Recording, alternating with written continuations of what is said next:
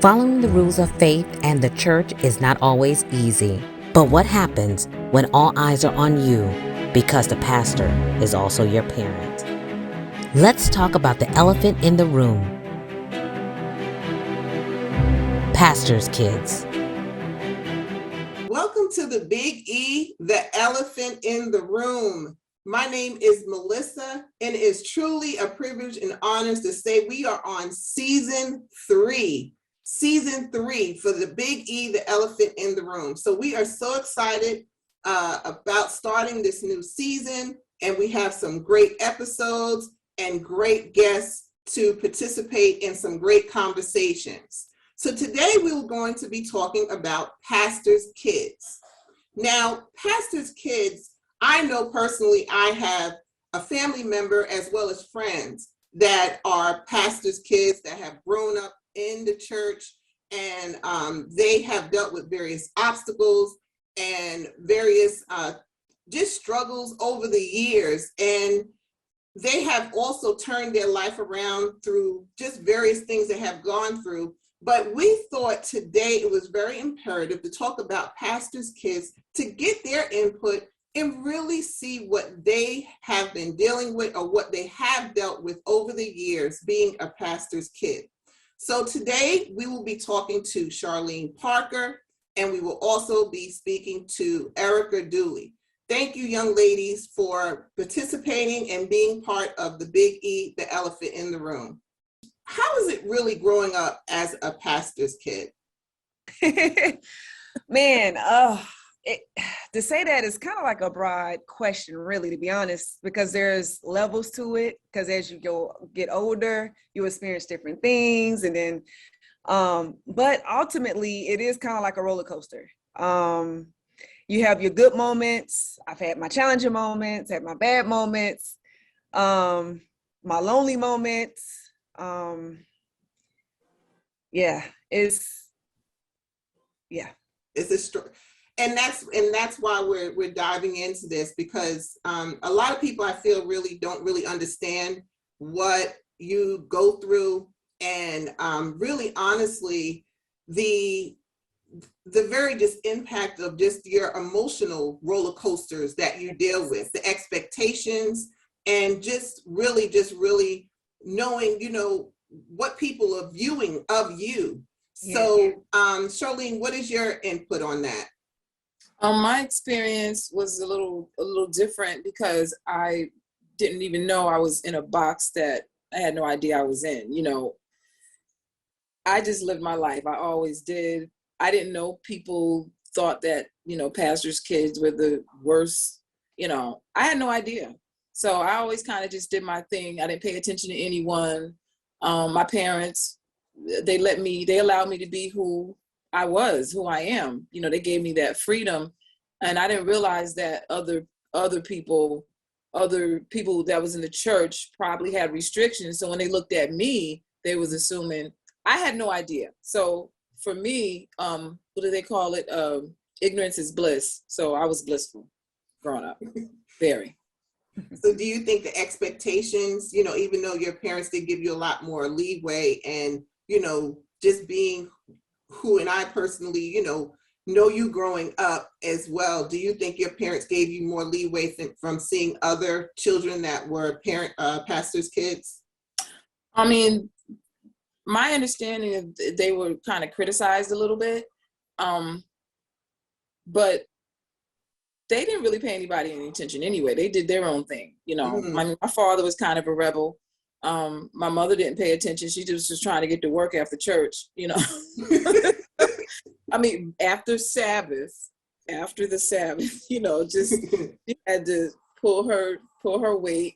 But I mean, we just didn't really pay attention to a lot of those stereotypes, if you will. Was that a stereotype? We didn't. Mm-hmm. We kind of did our own thing. I mean, people were critical, or you let your daughter do that and that kind of thing, I was told. But my mother always was like, well, I think you're cute, so I don't see a problem with it. And my father, he was pretty much always, I mean, I don't know if you remember my father, but he was around, he had a mouth, and he was going to tell you how he felt, and he gladly, you made his day if he can curse you out. So yes. the curse words because he was a pastor. Yeah. He spoke the truth and he didn't hold his tongue. And a No. lot of people, I think, didn't, a lot of people, especially back then, when you had pastors that really spoke the truth and didn't really care what people thought, they Right. was like, you know, because they, like you said, they expect pastors as well as children in a box. They don't feel like you're supposed to go but so far because you are a pastor, you are a pastor's child. So your expectations are just supposed to be on another level. But you're Right. human. My thing is you're human. You have rights. You have your thought process. You're like everyone else. Yes, because God has ordained you to be a minister doesn't mean that you can't be who you want to, who you feel that, you know, God instilled in you to be able to speak the truth, speak your thoughts. I don't think you're going to be anything less, personally. Exactly. So, We're talking about really simple things. We're not talking about, you know, we're young kids, teenagers, 16-year-olds at the club, or I saw your daughter with a face full of makeup, or, you know, I didn't wear makeup when I was younger. And obviously, you know, so I'm not going to stop wearing makeup if I was wearing makeup then. But we're talking about something as simple as wearing pants, you know, because, you know, growing up, we was right at that point where we were starting to wear pants. You know, my mother worked a job where she needed to wear pants, you know, and it's like, well, what makes more sense, to put on some pants to do my job or wear a skirt? That's actually more revealing potentially, or, you know, so it's not appropriate. And a lot of those, I guess the old rules, you know, the old Ellen White type of mentality, it's like it's not relevant to these times right now. That's what my parents said. That's what my you know, as a pastor, my father was like, it doesn't make any sense. You know, it's winter time. You know, yeah, you can have some leg warmers and stockings and things like that. Just put on pants. Just put on some pants. So, you know, for us, it just was a really simple thing, and everyone else, basically, that's their problem. So that's the attitude household. That was the attitude of the household, and that was the attitude I grew up with. But my parents didn't bother me with a lot of those issues that the church members coming to them and telling, you know, I heard some stuff in Pat, but I was so young.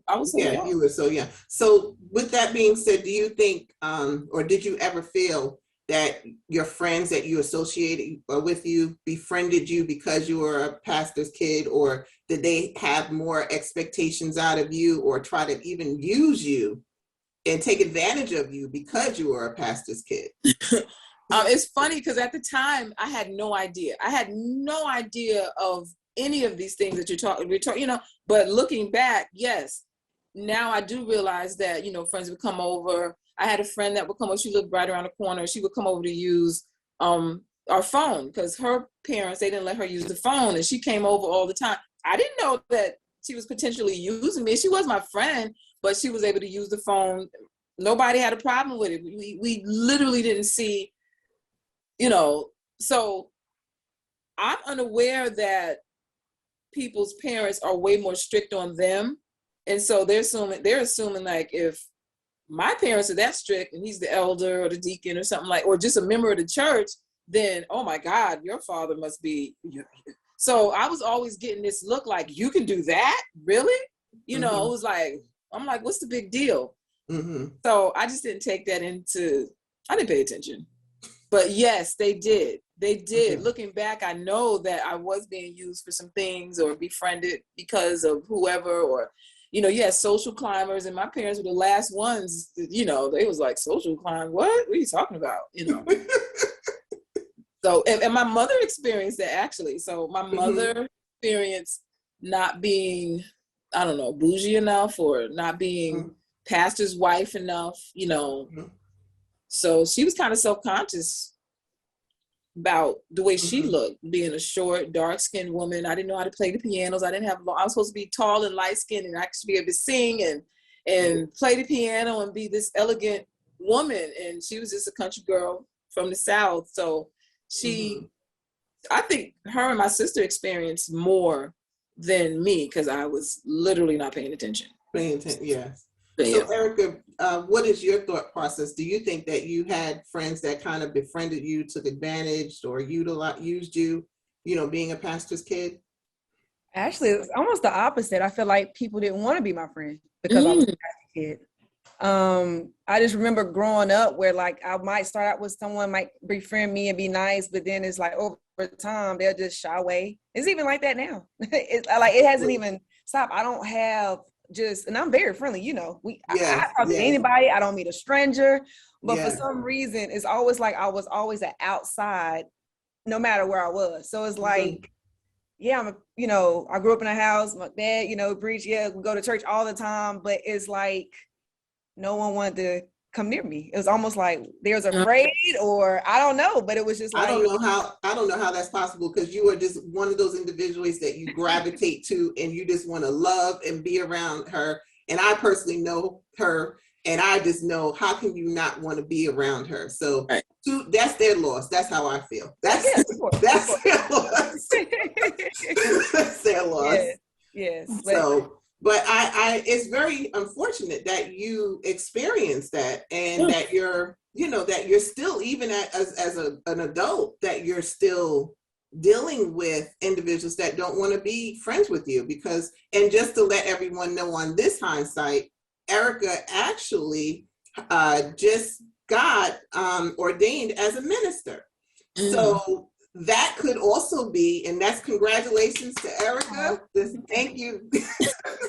So that is truly an honor and a blessing. And I know personally some of her stories on her path getting to that point in her life. So it's truly a blessing, for her to allow God to speak to her and to bring her to this where she's currently at now. So I truly, thank you for listening to God's voice, and for you to continue in his path and becoming an ordained minister. So especially at the age that you are, and you're a woman, that right there.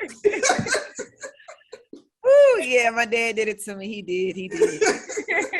I couldn't get away from it for some reason. It just would not let me go. And trust me, I tried. I tried to be rebellious on some level, but it was just like I couldn't stay. It wouldn't let me, and I just believe because God wants to be able to reach people. Like you say, pastors' kids, let them know, like it's okay to make mistakes. It's okay to not live up to expectations and standards of other people, and not only that, you can't live your walk with Christ through your parents, your grandparents. This is an individual journey. And so I think that's one of the things that I struggle with, because it's like, Mom, you can't save me. Only God can do that. Your salvation can't cover my stuff. You can't, play God and be like, no, don't go here. No, don't go there. Don't talk to this. Don't wear this. Like, you can't micro manage my salvation in a sense, so. Yes. I just believe that it's something else. That's not how God is. That's not the representation of who God is. And I believe with me still being able to be in it and not run away from it is to be able to show people something different. Yes. Mm-hmm. I have a question. I'm sorry, Charlene. We're going to take a quick commercial break, and we are going to be right back. Stay tuned. We know that God has called you to a mission, but sometimes you need a little help getting there. At the Center for Clergy and Church Support, we strive to encourage, empower, and equip ministries and nonprofit organizations to do all that God has called them to do. We handle basic legal issues, conduct administrative and financial audits, and strengthen organizations in community engagement and capacity building. Let us help your ministry or nonprofit in advancing the kingdom of God. Visit clergycenter.org for more information. So I just had a question for Erica. You said at one point you tried to be rebellious. What does that look like exactly? When what are you feeling, and what are you wanting to do where you say that I try to be rebellious? Is that to try to fit in, or is that just like, what's going on? What am I missing? Were you getting those kind of pressures? I mean, that's a lot of. I think because the way I was raised, it was like they didn't talk about things, so it causes people to be more curious, right? So if I saw my friends smoking, okay, let me try to smoke too. Or if they drinking, okay, let me try that. Oh, you having sex? Okay, what sex is about? So it made me to want to participate or experience things, because I'm always told don't do this, but it's never why not. why you tell me I can't do something, but you can't show me why it's not, why I shouldn't do it. So that's why I say rebellious, like go against what would be considered Growing wrong. up. If you're a pastor's kid, you know what I'm saying? I have a 16-year-old son, so, and I'm 36. So, of course I had a child young, and it was out of wedlock, and they frown upon things like that, so I feel like I had moments where I still did things that was outside of what I was being taught, essentially. I got it. And I guess, I mean, I did the same things, but I didn't see it as being rebellious. I saw it as being curious, like any child would be curious. Mm-hmm. My sister, same environment, same parents, she literally wasn't interested. She wasn't attracted to those things. She didn't, I'm sure she tried to smoke or something at some point, but I think she might have been 25 when she didn't have her first baby till she was 35. She lived with anyway, we're not talking about her, but, her nature was different from mine. What she was attracted to, I mean, she was interested in books, right. Boys tried to talk to her. She wasn't interested. So right. For me, and that's how my parents treated us. They treated us according to our personalities. And I was the one that most people just, and I think I didn't really have that issue because I think people just looked at me as a young child and they kind of put a label on me like, oh, watch that one. I mean, I got that. I remember that growing up. Oh, watch that one.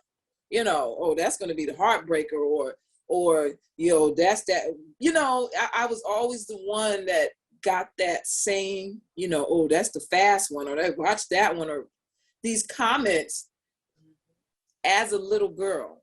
So it was almost like natural. My parents just treated me different. They, my sister, they didn't really have to do much anything because she stayed close, and I was just the one that they had to keep, where you going, what you doing, or whatever. But they didn't stop me. They just was like, what are you doing now? Like type of attitude. But those things are really natural, and that's how I saw it. But everybody else was like, and this was before trying to smoke or trying to drink or do anything like that, because church members didn't know that. They didn't know about those things, And of course, I think we all try to push the limit when we're in jewelry. Yeah, I was that kid. I was interested in, but my mother, I pierced my ears on my own, and my mother took me to get my other ear pierced because I tried to do it myself.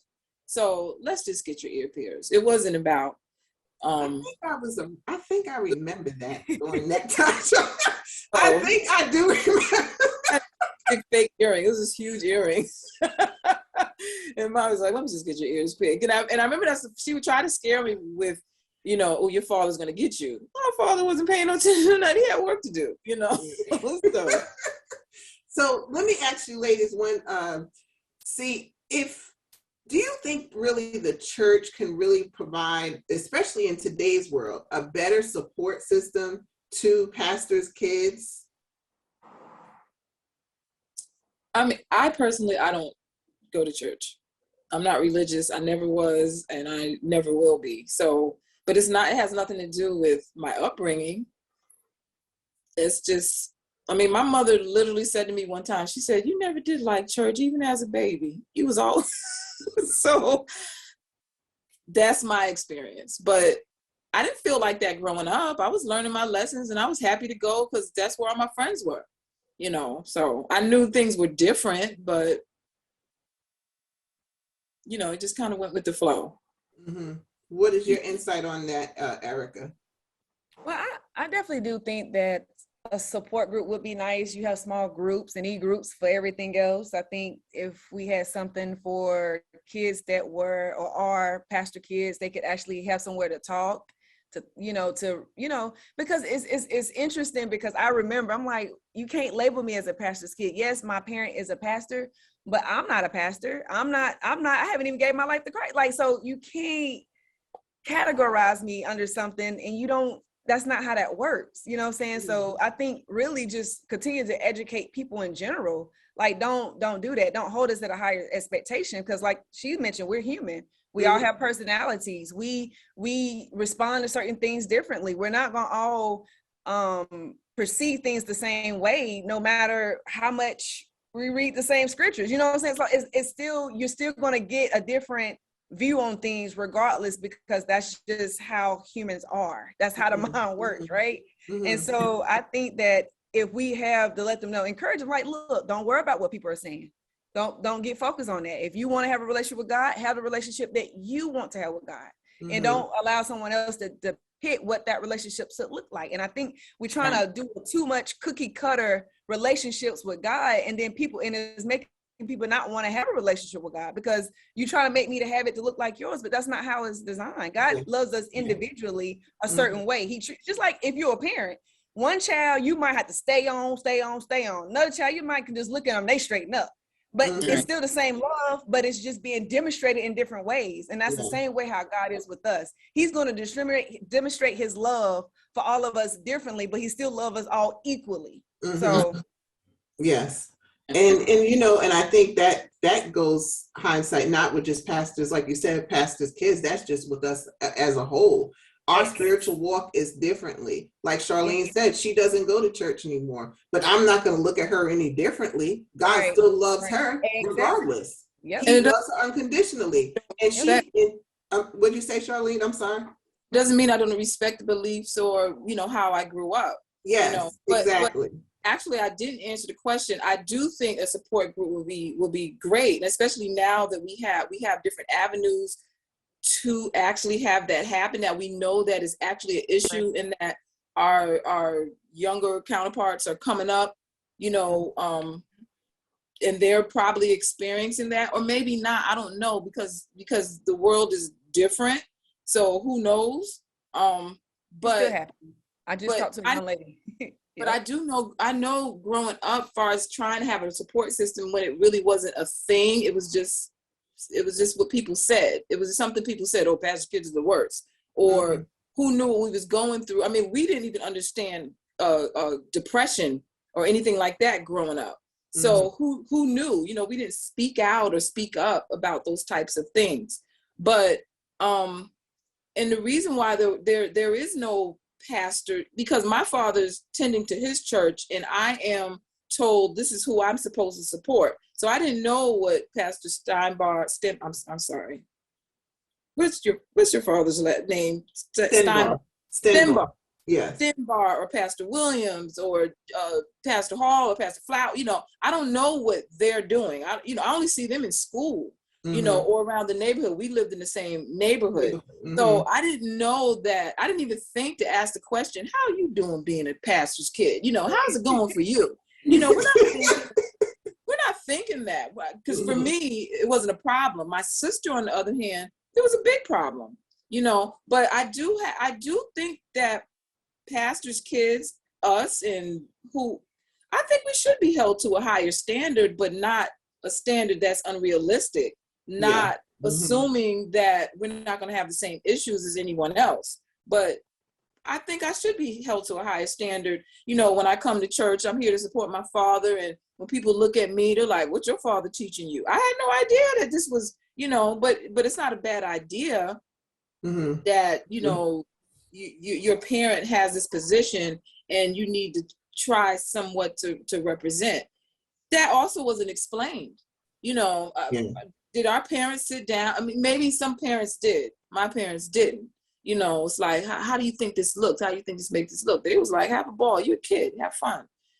So do you think a great idea. So do you think that the kids of today, especially, social media, this is like the thing of the kids, and the pastors' kids of today, of the social media world, it's a different strategy that you have to go about dealing with, like the different traumas, the hurdles, the roller coasters, like you said, possible depressions. Do you think if you were a younger child today, what would you do differently? And what would you tell a pastor's child, or what would you say to yourself differently? What you saw or you did then, and what would you do better now? Oh, wait, start with which question first? What would I do differently, or what would you do differently? So let's start with that. Knowing what I know now, No, if I knew that that was I don't know, like it was a thing, and I was aware, like say we had a support system growing up, and I'm made aware that other pastors' kids are made to feel bad or guilty or left out or whatever your issue. My sister, I know for her, she experienced being isolated, left out. A lot of rude comments for her. You know, she took it more personal. And that's how I even knew that there was a problem, or, you know, but so I know I probably would carry myself a little different if I was more aware that, you know, maybe not. That's a lie. No, I wouldn't. But I would. I would. I'm like sitting here like, Charlene, really? I mean, because I was being a kid. You know what I mean? Yeah. I mean, I was a kid. I was having fun. I mean, church was our stomping grounds. This is where we play, where we meet our friends. I mean, we was always there. Yeah. So, and they didn't really have anything for us. You know, you had a little Sabbath school, and we might have a little program, Children's Day or Youth Day or whatever we had to do. We might have a social every so often, but at the end of the day, church is not for children. You know, it's like, you know, unless you actually have a children's church, like all the time, children's church. If you don't have that, then what is a kid that, you know, and especially if they have mixed environments, where, like, for me, when I go home, there's no Seventh-day Adventists on my block. You know, there was no Adventists. You know, I was only allowed. You was too far away. I wasn't allowed to go that far. You know what I'm saying? So, but far as the kids today, I would just let them know. You know, you have to be yourself. The main thing is respect yourself. No matter what it is you're curious about or whatever it is, you know, you have to respect yourself first. No matter what fun you want to have, and you know, but at the end of the day, you know, what your parent does, it's not you. You know, whatever they're doing, that's not you, but, you know, you want to be able to respect yourself, you know, and carry yourself like a young man, gentleman, young lady, you know, whatever you are. Just respect other yourself. than that, you have to shut the people out. You really, it's just not their business, you know, that your hair is a certain way, or you have on some lip gloss that's a little bit too shiny. I mean, yeah. What are people really complaining about? I mean, I don't know. I don't know. So, Erica, what are your final thoughts on this?